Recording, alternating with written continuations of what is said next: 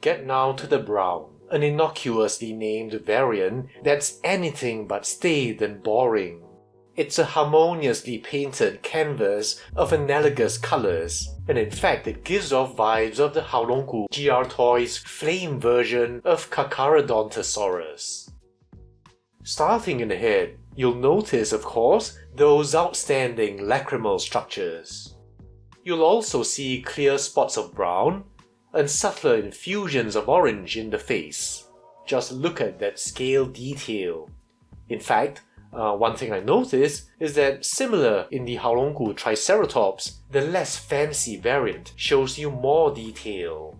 And the matrix of scales is a lot more obvious, and so in this sense, the brown variant is more pleasing. Now the pavement of regionally varied scales dresses the entire model in a very obvious way. And the beautiful infusion of colors makes it look incredible. Again, you'll see skin folds throughout in appropriate places. If you feel the blue is too gaudy for a T-Rex, then this brown version, while looking more natural, is still dressed very nicely in color.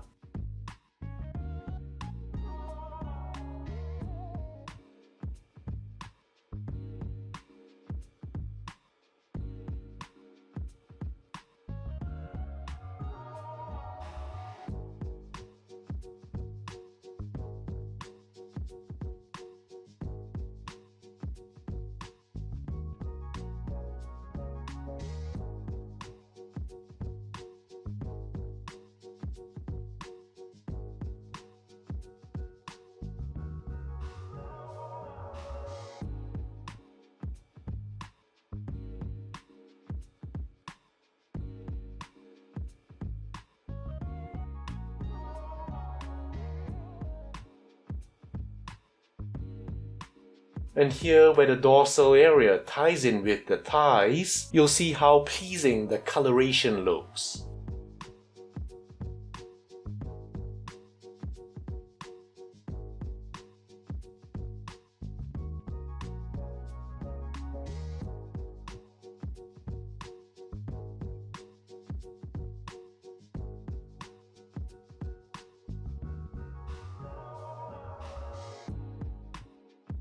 I just love the darkness going into the feet here.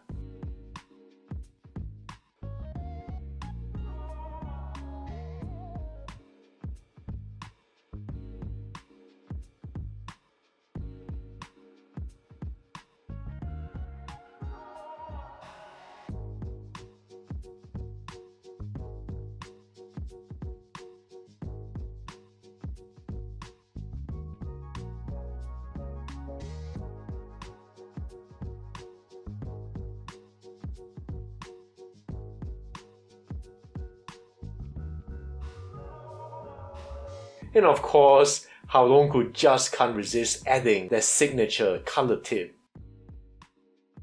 So much for the T-Rex. Now let's get into some comparisons, and we're going to do it a little differently from usual. You see, one thing I think is fair to say about fans of T-Rex is a fixation for the oral. So let's come right into the mouth here. First of all, we have, of course, the most obvious comparison, the PNSO Cameron T-Rex.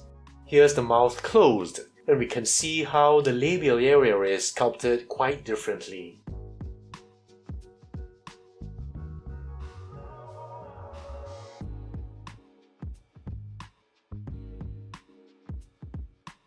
Here's the mouth open, and I think you'll see the difference in the aesthetics. And then the detail inside the mouth.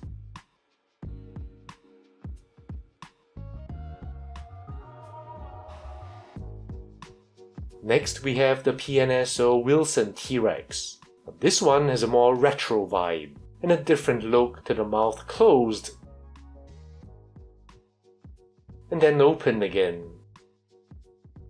And here you see how the Haolonggood compares. In terms of the commissural tissue, I've always felt that PNSO hit their all-time high in this model.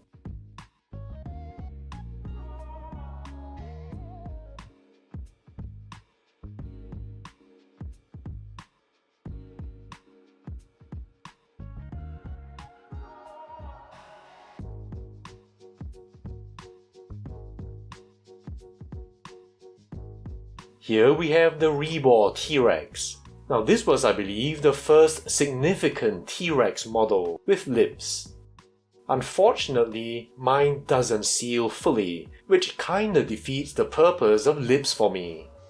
Really, if a company can make a quality model of T-Rex with lips that seal perfectly, they'd immediately make a ton of sales.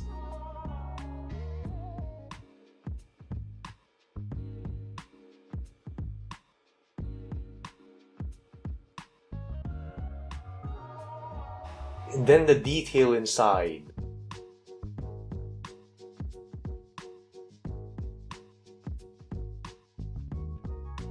You can see what a badass face this is. Just really love the black.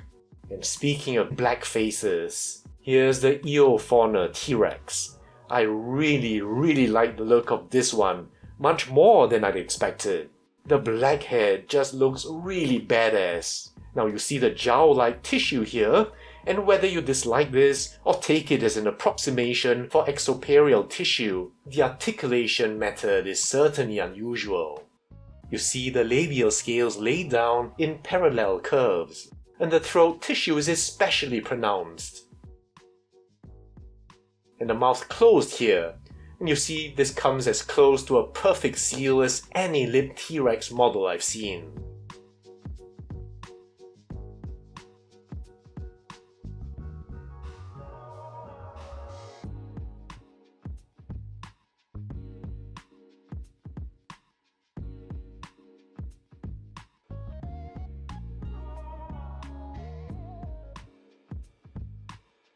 Now here's the old collectae feathered T-Rex, and of course you can see the evolution of how jaw articulation is done here.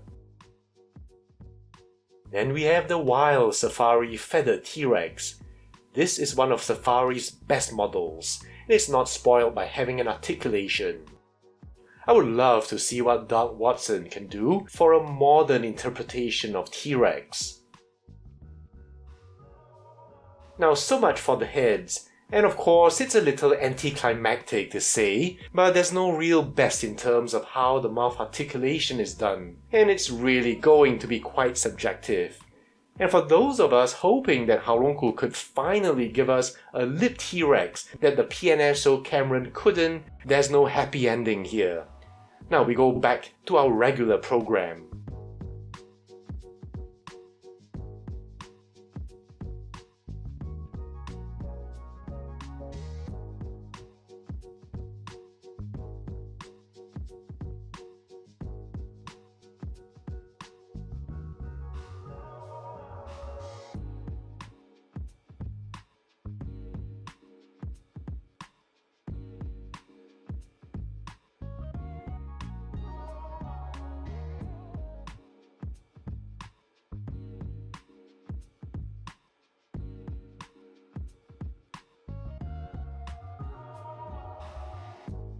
Now here again is the PNSO Cameron T-Rex, and the most obvious difference is the sheer bulk of the PNSO. Lengthwise, it's longer, but it's in volume where it really blows away the Haolonggood today. For a T-Rex with a real commanding presence, this Cameron still has it.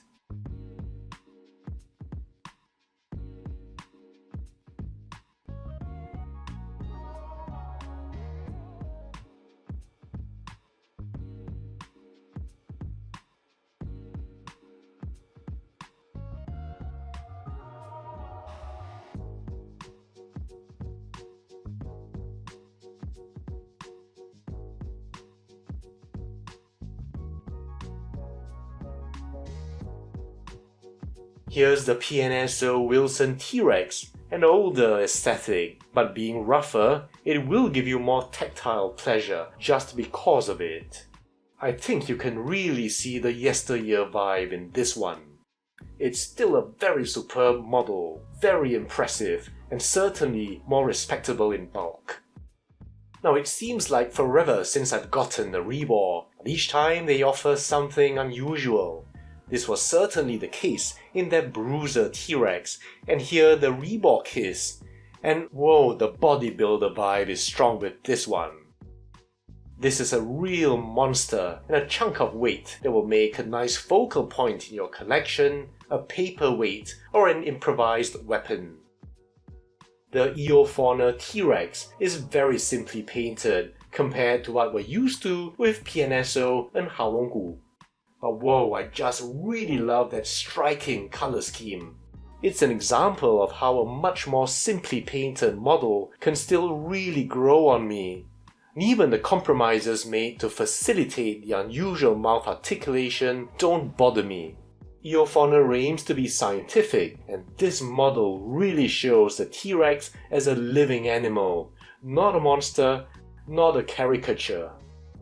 The wild safari feathered T-Rex is still one of safari's most wonderful triumphs, not just in sculpt, representing a different read on T-Rex, but also in the color.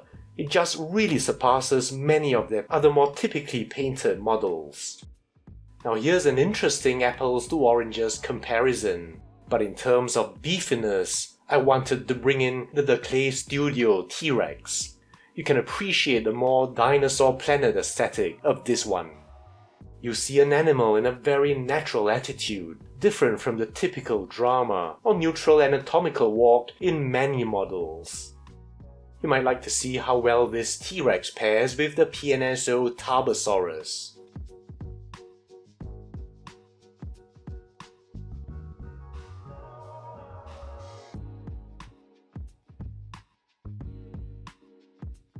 And on their road to improvement, here's the Haolonggood's Tyrannosaurus the Spletosaurus.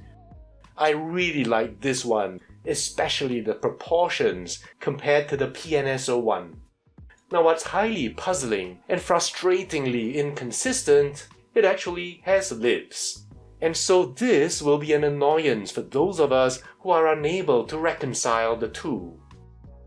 In terms of the coloration, I wanted to look at the Haolonggood and GR Toys collaboration Carcharodontosaurus. In terms of color insanity, this model still stands out after all these years. I just wish they hadn't screwed up the mismatched mandible color, resulting in the Homer Simpson look. They haven't offered something crazy like this in a theropod until today's T-Rex, which I predict is poised to receive a similar accolade. And of course, we have to look at Haolonggood's take on that age-old enemy, Triceratops. Comparing the sizes here, I think you can see that our T-Rex today would probably get mauled and pulverized by this massive monster. And I just want to show you this angle. You can immediately see that next to this monster, the T-Rex looks fragile. There's just no competition here. And this trike will go through today's T-Rex like a hot knife through butter. And finally, I almost forgot the very important all-time favorite, the PNSO Nanotyrannus. It's still a wonderful representation of this dinosaur, or juvenile T-Rex if you prefer. And here you can decide if the brown T-Rex today looks like a candidate as a parent of this little fellow.